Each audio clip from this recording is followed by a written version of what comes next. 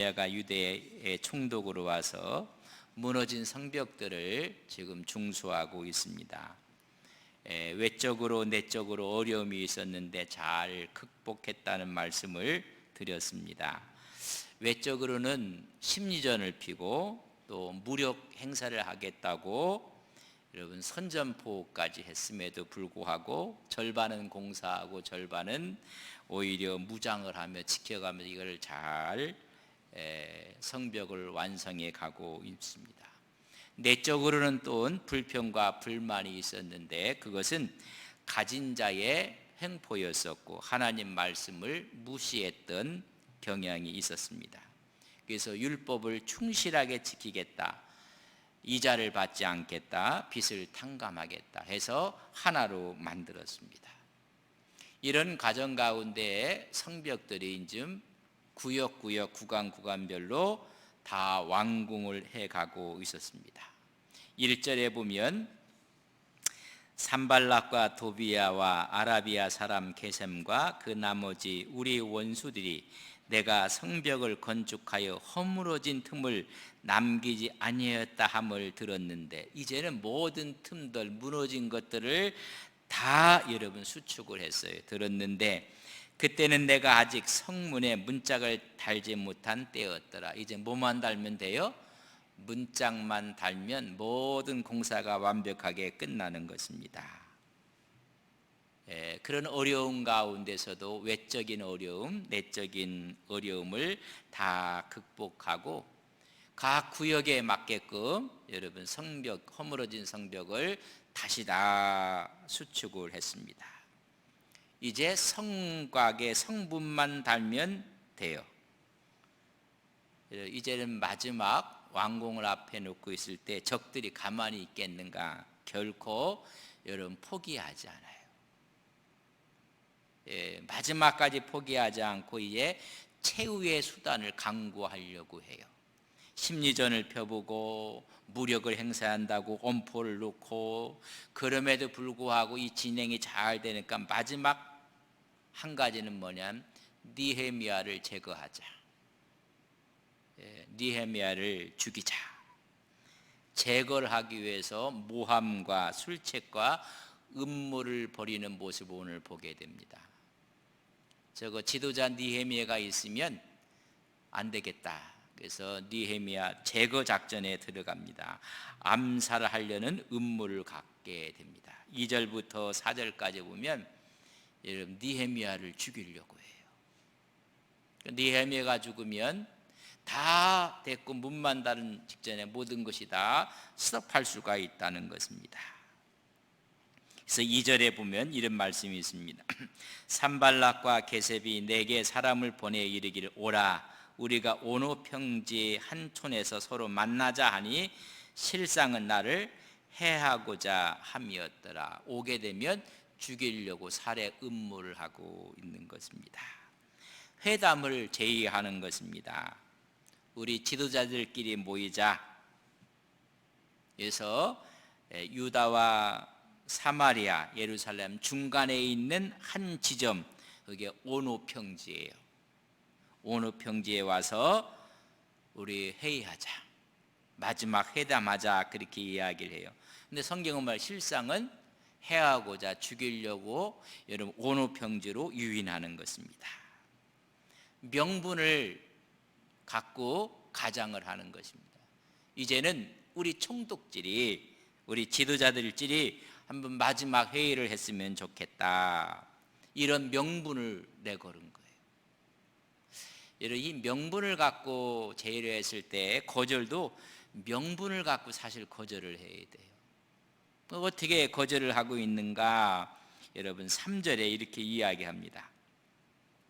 내가 곧 그들에게 사자들을 보내어 이르기를 내가 이제 큰 역사를 하니 내려가지 못하겠노라. 어찌하여 역사를 중지하게 하고 너희에게 내려가겠느냐. 지금 우리가 하고 있는 것이 너무나 큰 역사를 하고 있다. 명분을 이야기도 하는 거예요. 어디 이 큰 역사를 중지하고 내가 내려갈 수 없고 비울 수가 없다는 것입니다. 아주 그들의 오라는 회담 제의의 큰 역사 중에 있다. 그래서 이런 명분을 갖고 거절을 해요. 여기에 보면 느헤미야의 확고한 의지를 밝히는 기회가 되는 거예요. 그들에게 나는 이 성벽을 완공하는데 확고한 의지를 갖고 있다. 흔들림이 없다는 것입니다. 조금도 내가 비울 수가 없다. 바로 이것이 하나님의 뜻이라는 것을 전달하는 기회를 삼는 거예요. 우리가 저쪽 악한 사람들이 아주 묘한 계책을 갖고 명분을 가장해 갖고 죽이려고 할 때도 여러분 지혜롭게 해야 돼요. 그 지혜는 뭐냐면 이 막중한 일을 하는데 우리는 조금도 쉴 틈이 없다. 여유가 없다. 그리고 여기에 비울 수가 없다. 그걸 얘기하면서 느헤미야와 백성들이 확고한 의지를 전한 기회로 삼는 거예요. 그리고 이것이 하나님의 뜻인 것을 이야기해요. 그렇게 한 번 사신을 보냈다가 사람을 보냈다가 몇 번을 보내냐면 여러분 7절에 4절에 보면 6장 4절에 보면 그들이 4번이나 이같이 내게 사람을 보내되 나는 꼭 같이 대답하였더라. 여러분 한 번 보낸 게 아니라 2번 또 사람을 또 보내서 온오평지에서 우리 만나자. 그러면 느헤미야는 똑같이 이야기를 하는 거예요. 확고한 의지를 갖고 이 중체대한 일을 하는데 비울 수가 없다. 또 2번째 보내고 3번째 보내고 4번째까지 보내요. 이것은 압박하기 위한 것이에요. 한 번 보내고 2번 보내고 심리적인 압박을 하고 있는 거예요. 여러분 위협을 가하고 있는 것을 그러나 아주 유연하게 대처를 하는 것입니다. 느헤미야를 죽이려고 하는 것은 저들도 확고한 의지란 말이죠. 그러니까 계속 부담을 주고 정치적인 압박, 심리적인 압박을 가하고 있는 것입니다. 여러분 4번 보냈다는 것은 저들이 얼마나 집요했는지를 알 수가 있어요. 여러분 아무리 집요하게 해도 하나님 말씀에 굳건히 서서 오히려 그걸 다 견디고 이겨나가는 느헤미야의 모습을 봅니다. 웬만하면 한번 나가볼까? 여러분 나가보면 거기서 죽는 거예요. 여러분 악한 무리들도 집요합니다. 하나님의 의지, 하나님의 뜻을 갖는 이 엄청난 역사 앞에 사단의 집요함을 우리가 볼 수가 있습니다. 그러니까 이제 암살 음모가 숲으로 돌아가요. 4번이나 보냈지만은 오지 않아요. 그러면 이제는 모함을 하는 거예요. 모함. 그 모함을 하는 것이 뭐냐면 바사에 반항하려고 한다는 말도 안 되는 모함을 하게 되는 거예요. 그래서 모함을 해서 끌어내고 싶어 하는 것입니다. 헛소문을 퍼뜨리는 것입니다. 바사 제국의 반역을 꾀하려고 한다 느헤미야가. 그래서 스스로 총독을 보냈지만은 스스로 왕이 되려고 한다. 그래서 유다의 왕이 되려고 하고 바사 제국에 반역하려고 한다. 하여튼 느헤미야를 중심으로 구심점을 갖고 있는 저 유다를 어떻게 하면 무너뜨려야 되는데 그것은 구심점이 됐던 느헤미야만 넘어지면 되는 거예요. 제거하기 위해 온갖 사악한 궤변들을 다 내놓고 오히려 넘어뜨리려고 음모를 깨하고 있는 모습을 보게 됩니다. 그래서 여러분 사람을 또 보내는 거예요. 이제는 뭐냐면 편지를 좀 써서 보내는 모습을 봅니다. 6절에 보면 6장 5절에 보면 산발락이 5번째는 4번까지는 사람을 보내갖고 아무리 설득을 하고 아무리 이야기를 해도 느헤미야가 끔찍을 하지 않는 것입니다. 5번째는 그 종자의 손에 봉하지 않은 편지를 들려 보내는 거예요. 이제 편지까지 써가지고 이제 보냅니다. 근데 오늘 편지는 봉하지 않은 편지라 그렇게 이야기를 해주고 있습니다. 그 당시에 여러분 총독인데, 지도자 중에 지도자인데, 어떻게 보면 바사왕을 대리해서, 왕은 아니지만은 모든 행정사법을 다 맡고 있는 지도자가 보내는데 봉하지 않는 편지를 보내는 거예요. 그럼 그 당시에 편지를 보낼 때, 칙서를 보낼 때 어떻게 했는가? 파피루스에서 써요. 혹은 가죽 판에다 써서.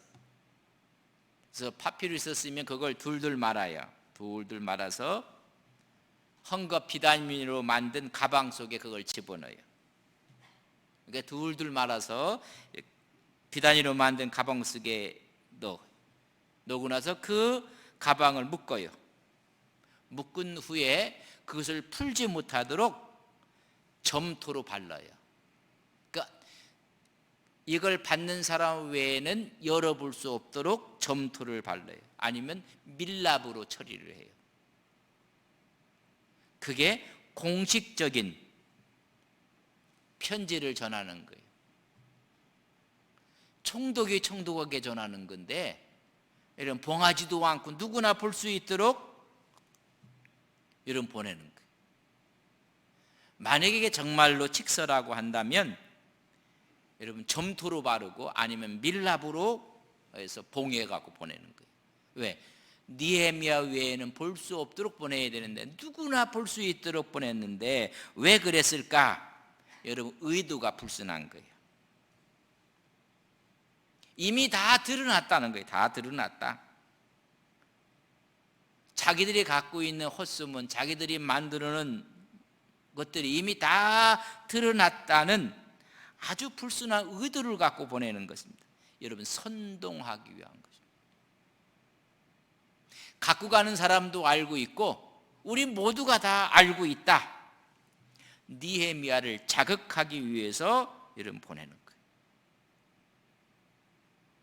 거예요. 아주 이 불순한 세력들이 선동을 하고 있는 모습을 보게 돼요.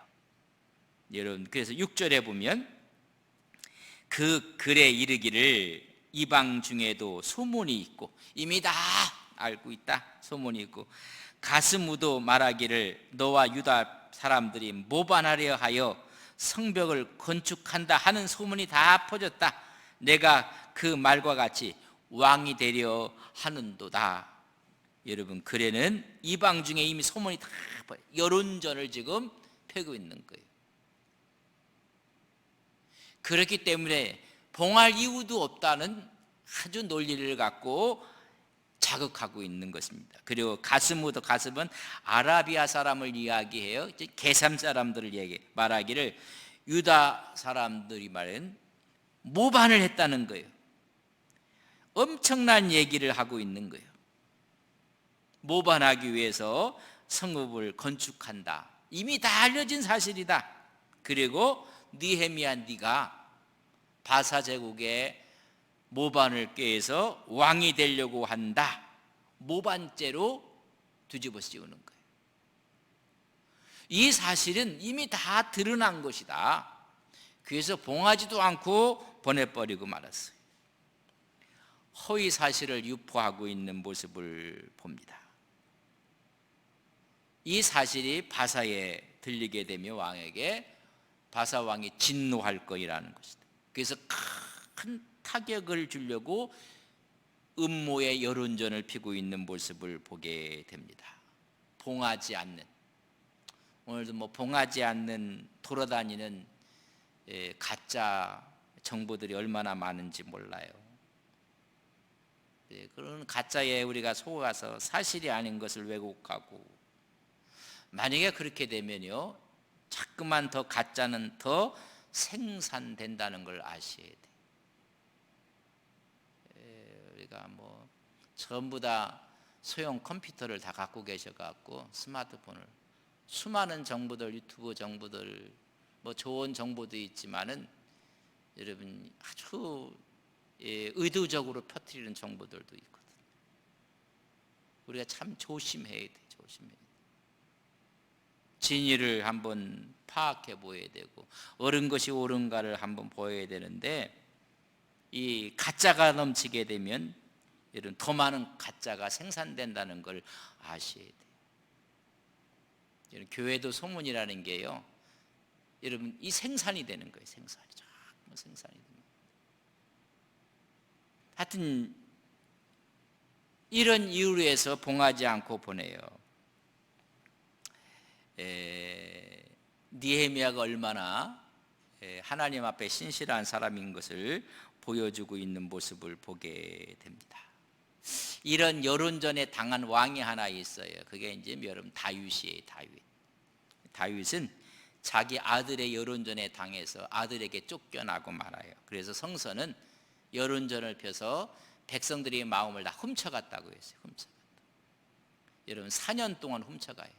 그래서 4년 말미에 아버지를 몰아내요. 그 반역을 깨웠던 사람이 여러분 압살롬이에요. 압살해서 죽을 사람인데 압살롬이. 근데 이게 엄청나게 악이라는 걸 우리가 아셔야 되는데, 그렇게 이제 고발을 하고 있는 모습을 보게 됩니다. 유다의 왕이 되려고 했다라고 이야기를 해주고 있는 모습을 우리가 보게 됩니다. 모반하려고 했고 왕이 되려고 했다고 이야기를 하는데, 그래서 이것이 다 드러났으니까는 7절 보세요. 또 내가 선지자를 세워 예루살렘에 너를 들어 선전하기를. 여러분 이즘 처음에는 암살 의무가 숲으로 들어갔어요. 두 번째는 모함을 하는데 7절 말씀, 또 내가 선지자들을 세워서 예루살렘에서 너를 들어 선전하기를 유다의 왕이 있다 하게 하였으니. 유다에 새로운 왕이 나타난다고 네가 이야기하지 않았느냐? 그게 너 느헤미야 너 자신을 말하는 것이 아니냐? 지금 이 말이 왕에게 들린지라. 지금 바사 제국에 주고 황제에게 들린지라. 그런즉 너는 이제 오라, 함께 와서 우리에게 해명하라. 이 말이에요. 해명하라, 의논하자. 유다에 새로운 왕이 생긴다고 선지자의 말을 통해서 네가 말하지 않았느냐? 이것이 바사까지 가서 바사 황제에게 다 들렸으니까 너 와서 해명하라는 거예요. 해명. 오라. 여러분 오면 어떻게 하는 거예요? 여러분 죽이는 거예요. 오라고 이야기를 하는데, 이 말씀을 잘 이해를 해야 돼요. 이 포로로 잡혀갔던 사람들이 고레스 원년에 칙령을 내려 돌아가라고 했어요. 그래서 사람들이 많이 돌아왔어요. 이 돌아온 후에 학계 선지자, 스가랴 선지자, 이런 선지자들이 예언 가운데 왕이 나올 것을 이야기해요. 근데 그 왕을 느헤미야의 거라고 갖다 막 짜맞추기 하는 거예요. 메시아 사상에 대한 것이 더 확고해지는데, 우리 한 절만 읽어보면 스가랴 9장 9절에 보면 시온에 따라 크게 기뻐할지어다, 예루살렘에 따라 즐거이 부를지어다. 보라, 내 왕이 내게 임하나니. 유다의 왕이 임할 것이다. 요거만 딱 따갖고 사악한 사람들이 인용하는 거예요. 그러나 그 다음을 읽어보면 그 왕은 공의로우시며 구원을 베푸시며 겸손하여서 나귀를 타시나니 나귀의 작은 것 곧 나귀 새끼니라. 누구를 가리키는 거예요? 메시아를 가리키는 거예요. 근데 이걸 싹 빼놓고 나서 앞에 내 왕이 임한다는 이사야들 선지자들이 말을 인용해 갖고 거기다 딱 붙여버린. 여러분 악한 사람들은 앞뒤 다 빼요. 자기가 필요한 것만 갖다 딱 붙여놔요. 그리고 뒤에는 하는 것도 없어요. 여러분 전체를 다 이렇게 보여야 돼요. 전체를.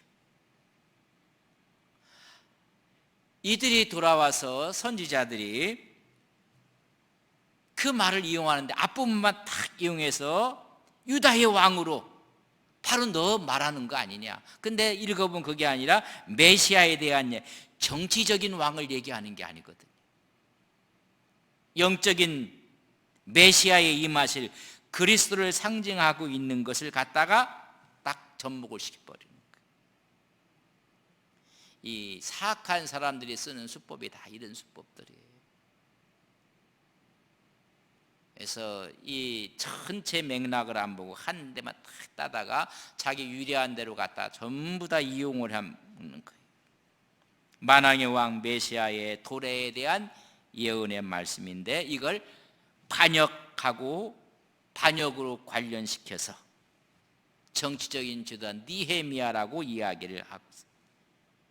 이미 이런 일이 벌어졌으니까 네가 와서 정치적인 메시아가 아니면 이 영적인 메시아라는 것도 네가 와서 좀 해명하라 이 말이 뭐야. 해명하라. 여러분 그래도 가면 안 돼요.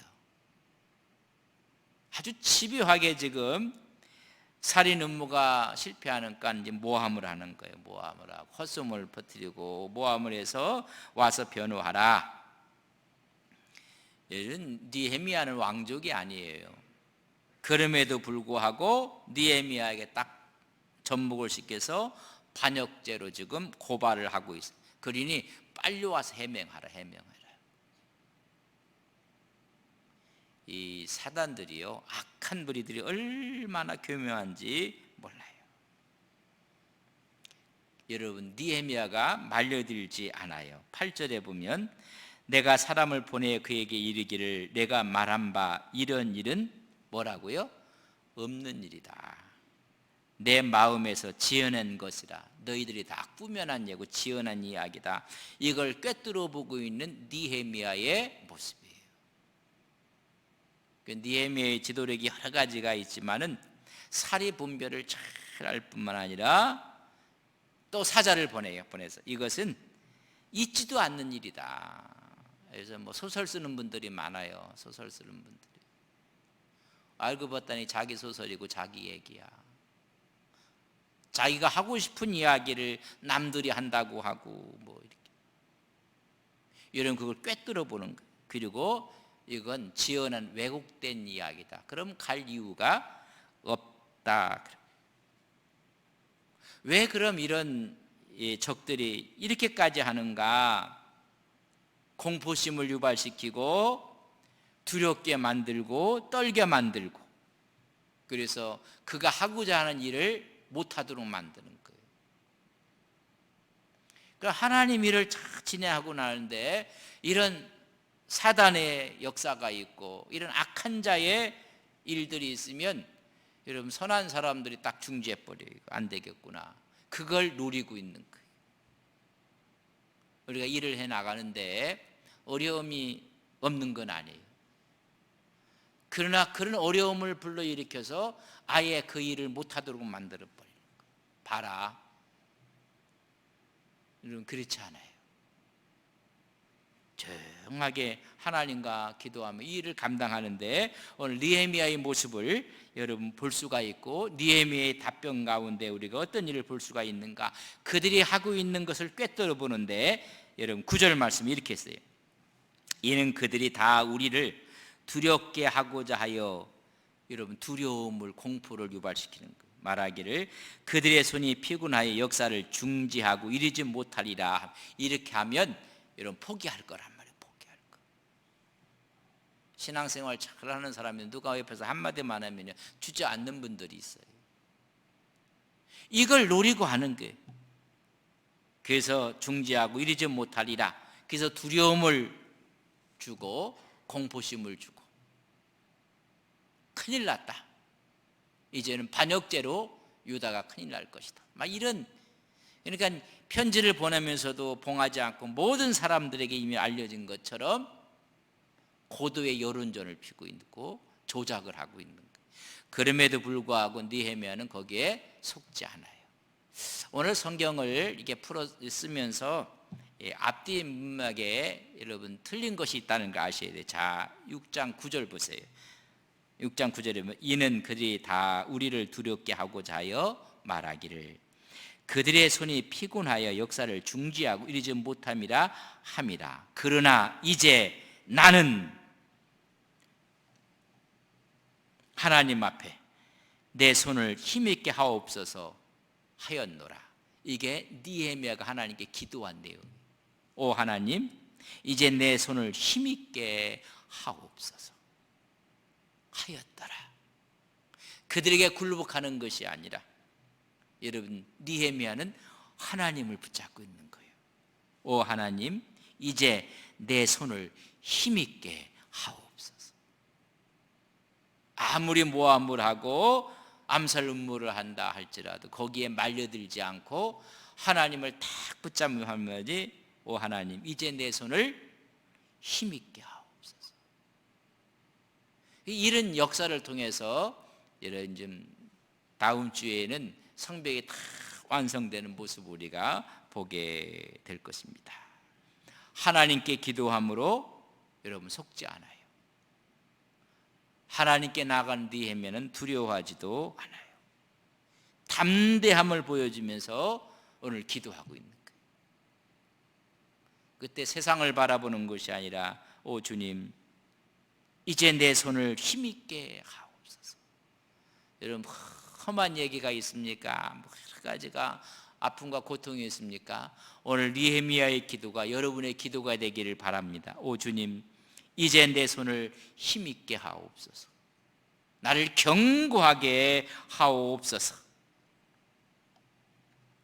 여러분, 영적인 적들을 우리가 아셔야 합니다. 그래서 적의 공격에 담대해야 되고 우리가 대비를 해야 합니다. 수많은 정상모략이 와도 하나님께 기도함으로 우리는 이기셔야 됩니다. 이런 믿음으로 나아가는 느헤미야의 영적 리더십을 우리가 볼 수가 있는 한 단면을 우리가 또 보게 됩니다. 어떠한 음모가 있고 어떠한 모함이 있어도 주님의 손을 꼭 붙잡고 승리해 나가는 우리 온 성도님들이 되시기를 주님의 이름으로 간절히 바랍니다. 뭐 이런 일 저런 사람을 통해서 여러분 들려오는 소리 앞에 주저앉는 것이 아니라 오늘 이야기한 것처럼 이건 다 없는 일이다. 이건 다 지어낸 일이다. 그리고 하나님 힘을 주옵소서. 붙잡고 나갈 때 우리 앞에 시온의 대로가 열릴 것을 믿습니다. 좋으신 아버지 하나님, 대적들의 음모와 모함 가운데서도 더 가까이 주님 앞에 나가는 느헤미야의 모습을 봅니다. 영적으로 적을 아는 하나님의 지혜를 허락해 주셨고 늘 적의 공격이 있다는 것을 알며 대비하고 담대하게 하나님 앞에 나가 기도함으로 오히려 어려움을 또 다른 디딤돌로 생각하고 기회로 생각하며 하나님을 영화롭게 했던 느헤미야의 신앙과 그의 삶과 그의 지혜를 우리로 하여금 배우게 하여 주셔서 이 세상 어떠한 어려움과 힘든 일 앞에서도 오히려 믿음으로 승리해 나가는 하나님의 종들이 되게 하여 주옵소서. 예수님의 이름으로 기도 올리옵나이다. 아멘.